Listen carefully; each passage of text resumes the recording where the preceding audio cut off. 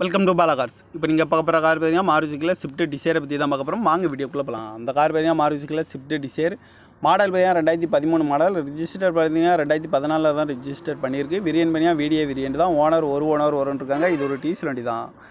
Kilometre பார்த்தீங்கன்னா 1,53,000 kilometre running ஆயிருக்கு. Company service கடவோட வண்டி வரும்ன்ருக்காங்க. இதுக்கு இன்சூரன்ஸ் பார்த்தீங்கன்னா 8/12/2025 வரைக்கும் இன்சூரன்ஸ் எடுத்து வச்சுருக்காங்க.